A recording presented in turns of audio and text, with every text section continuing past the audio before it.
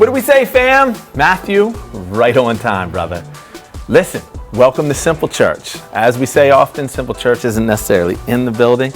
Today, it's in Ruth and my home, and we are so glad to have you. Why don't you come on in? We were just getting ready to have a little coffee.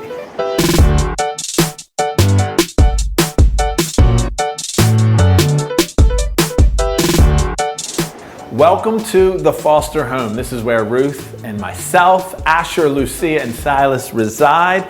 And I wanted to invite you in for what is typically a little morning routine that Ruth and I have been doing for years and that I thought we would pull you into. But before that, I think Ruth's making a little bit of coffee. I wanted to draw your attention to a little do-it-yourself project that yours truly took part of during COVID, and that is this incredible wall covering.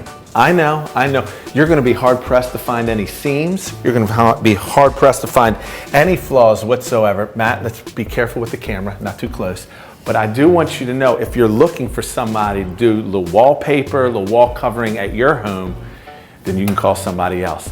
But let's move in here because I think the coffee is just about ready. Hi everyone, good morning. An absolute essential to our morning routine around here is coffee. That's exactly right. Yes, before we do anything, we have coffee. This is our second cup because like Paul said, the kids are out of the house, and this cup we can actually talk, go over our routine, schedules, talk about healthy eating for the week. That's right. Make sure we have that on point. Ruth wants to make sure what I'm having for lunch today, so as to make sure I don't go to a fast food restaurant. No Popeyes this week. We're not, no. What we're having for dinner tonight, Yeah. and what we can actually forecast a little bit throughout the week, make sure that all bad foods have been purged from the home. Oh, yeah. That way we don't have to worry about it. Exactly. I feel like if it's not in the house, there's no temptation. Just remove all temptation. Yep.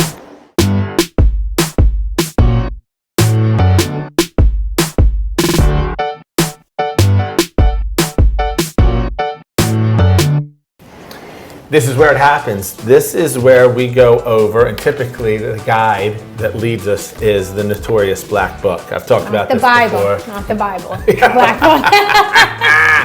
But it is next to the Bible. It is the very thing that, here he is. He wants to be in it too. This is Sawyer.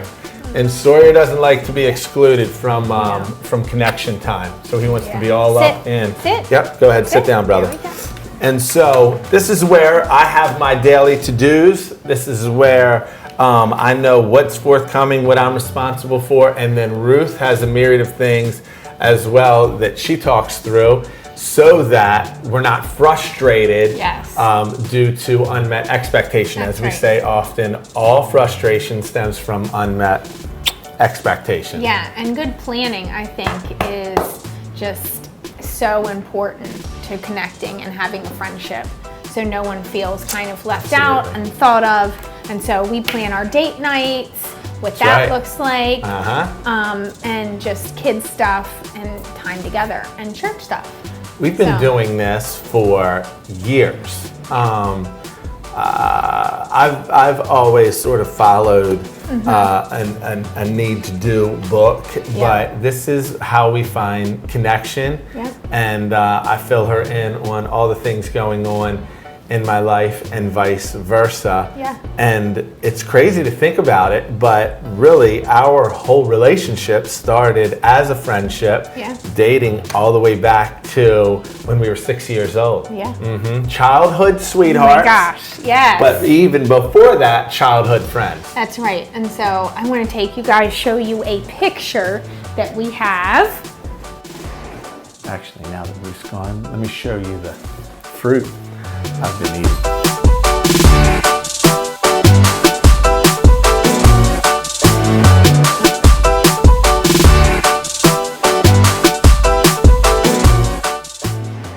Okay, so here is the picture. This is a picture of Paul and I when we were about 6, 7 years old, where it all began at a Burger King birthday party. Who remembers the fast food birthday parties, McDonald's? Here we are at Burger King. See, there is good things that happen in fast food restaurants. This may have been where your love for fast food came in. Very well. It's okay at Could 6. Absolutely. We can't have that anymore. Healthy eating for you. Of course not. Yeah. So anyway, playing it cool here with my hand up, just in case, We gotta show the camera. better people may, just in case. Ruth was trying to play a little hard to get, like I don't That's right. sweat you, but at the same time, this is where she did become my queen, and I became the king. Hey. So But anyway, we've been friends ever since. we have. It's kind of where the journey all began. Sometimes frenemies, but hey, Made the it best is of it. all part of the journey. So after 22 years of marriage, I think one of the staples that have really carried us through fun times and tough seasons has been our friendship. No doubt. So, it's been not always easy. We can, kind of take it for granted at times. I Yeah. feel like, that even after so many years of friendship, it's work. It takes intention, and it just takes thinking through the other person and what makes them feel cared for and important. Totally. What you say? And so I think many relationships either undervalue or neglect the importance of any healthy relationship is built on friendship, whether platonic or whether romantic. Friendship has to be the bedrock for a relationship to weather storms and to thrive and to become all that I really believe God intends it to be. Totally. For this very reason, this is why Proverbs 18:24 says that a man that desires friends, or a woman for that matter, must show themselves friendly. And really, when it gets right down to it, I think there has been the lost art of friendliness. Yes. People don't know how to be friendly anymore. And so people then feel lonely. Actually, a recent poll determined that 61% of young adults say that they feel serious loneliness. I would Wow. argue that Wow. of those 61%, it's not that they don't have friends, it's just that they don't have friends that understand the art of what true friendship is. So true. And I- there are certain elements that must be considered Yep. and must be intentionally pursued. Yeah, I think a good starting point, and we're just kind of taking it back to the basics in a post-COVID world Absolutely. and in a highly technological world. Yep. That we should define what friendliness is. Let's do it. Let's do it. Friendliness is having an attitude or acting in a way that shows that you like people. It's pretty basic, right? But Pretty that- basic, but often overlooked. it takes intention, really getting out of your head. I know people can kind of sometimes just look at, the state of my face and what's the word I'm I looking for? think it's always beautiful, You're no matter the state.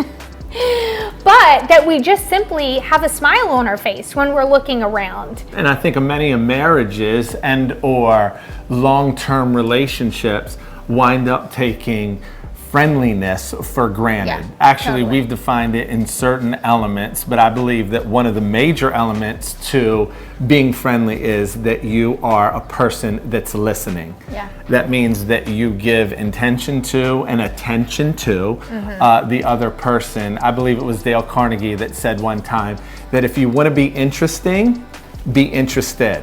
Yeah. Meaning that you look at people, you give them eye contact, that when Ruth and I sit together, it is very important in her economy that I give her my utmost attention, We that gotta I'm put- not. We got to put these away. Totally. I'm totally guilty. Totally. Of it. And that reason is because many times we forget that when it comes to relating one with another, we are not just creatures of logic, although at times we are, but we are more creatures of emotion and feeling. This is why people want to be listened to. Second, they want to be encouraged. Yeah. Many times, if you're anything like me and or Ruth, I would argue that we're more prone to negative thoughts, negative self-talk, negative sort of narratives that we run in our mind more than positive ones. This is why encouraging your friends is so important, whether platonic and or romantic. Yeah. And I think a couple other ones that are important, that have been important in our relationship, is serving and being present. I know for me, one of my love languages is serving.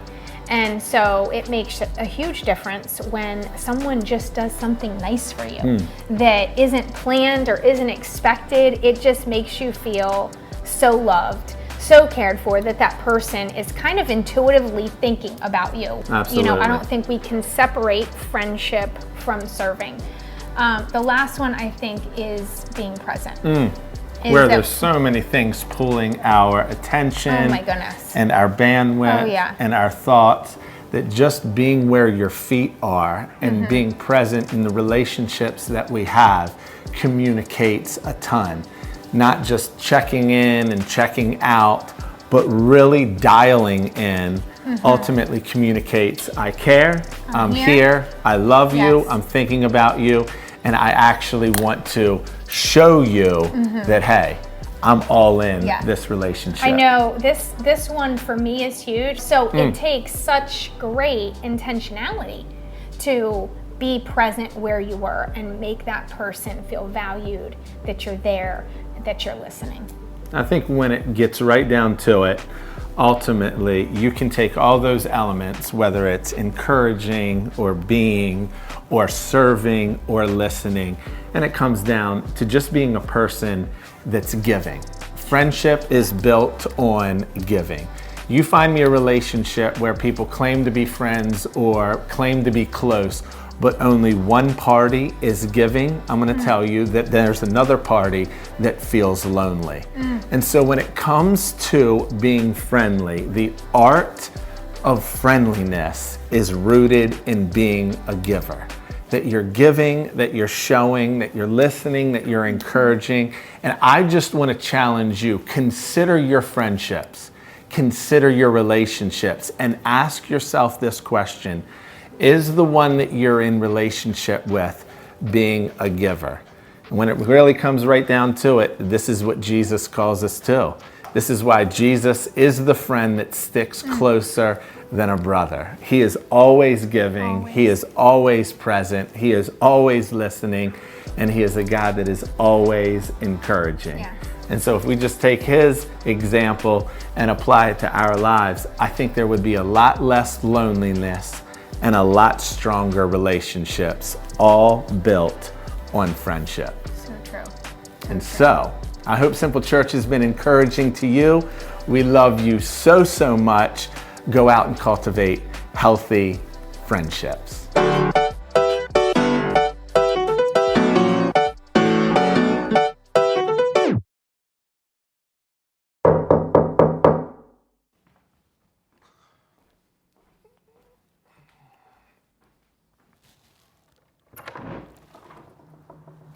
Matt, what are you doing here?